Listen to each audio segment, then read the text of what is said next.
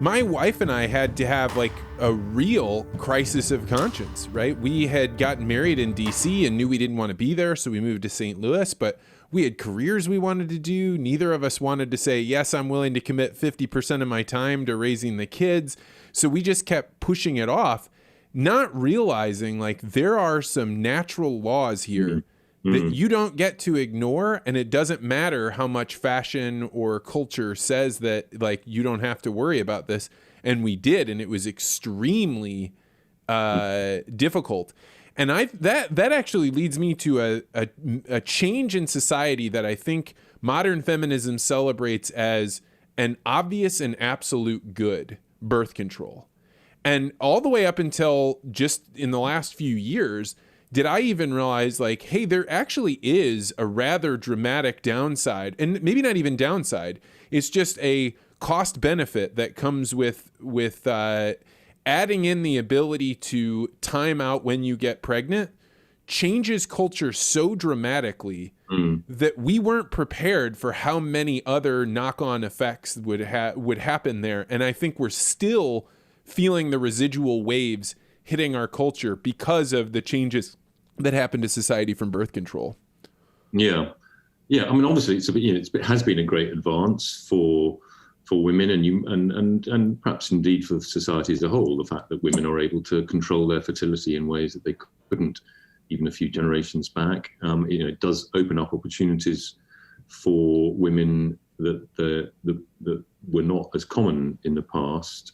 But I mean, like most advances sort of have hidden costs too. And I mean, actually, another example of that is and it was probably true in the US as it was in Europe. There was in effect a kind of glass ceiling for women, right up until the kind of immediate post-war period. Anyway, I mean, it started breaking down in the 50s and the 60s. I mean, thankfully.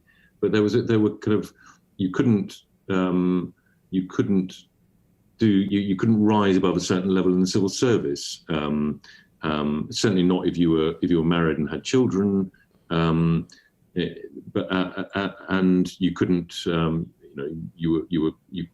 mean, there were huge areas.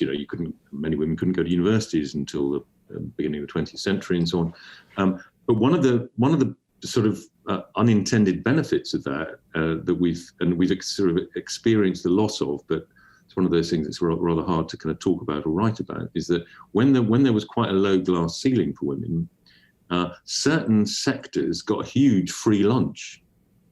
I mean, so you got absolutely brilliant women running primary schools, running hospital wards, the people, as recently as the sort of 60s and 70s, absolutely brilliant women were doing those things. So particularly public services had a huge free lunch from enjoying the skills and the abilities of the very top, like the kind of the top 5% of women were often doing those quite, as it were, sort of middling jobs because they weren't able to, or they couldn't go to university or whatever. They weren't able to become partners in big law firms. Now the daughters of those brilliant women are now partners in big financially focused law firms or whatever sort of the pinnacle of sort of success is seen as these days.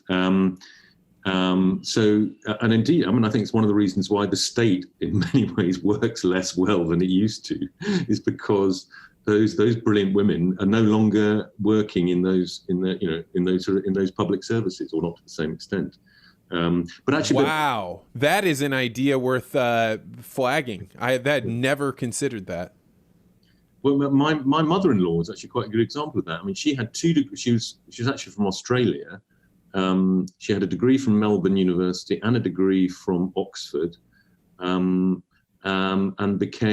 she became a secondary school teacher. She became head of the English department in a secondary school, like a high school in North London, and was one of those sort of famous teachers who people sort of talk about years later. So my wife would often, you mean you're Deborah Kellaway's daughter?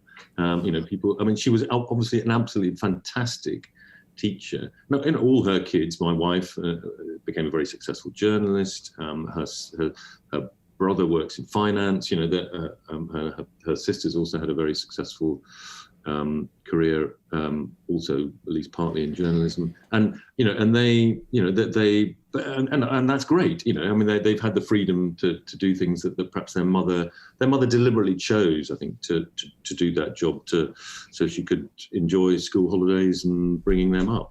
David, damn it, you are blowing my mind. And every time I listen to interviews with you, so I do a thing where I do private interviews. A lot of times people will hire me to interview their grandparents. Or one grandfather. And so in these conversations, because they're not going out publicly, people say what they really think.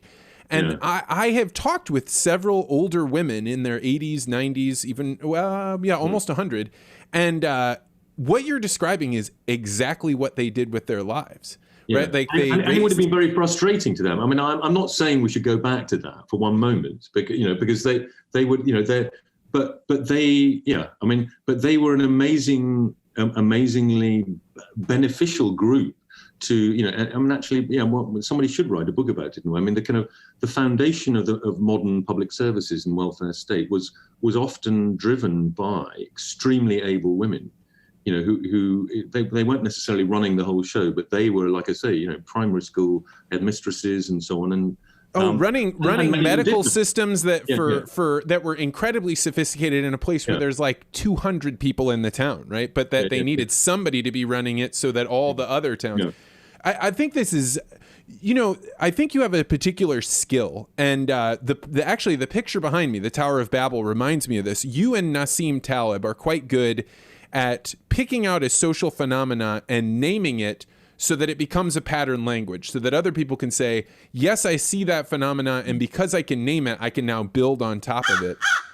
Thanks for checking out this podcast short. If you like this interview, make sure you hit the like and subscribe button and hit that bell so you always get notified about this podcast. And if you're really interested in conversations like this, you may want to consider joining the Articulate Ventures Network. To find out more, go to network.articulate.ventures.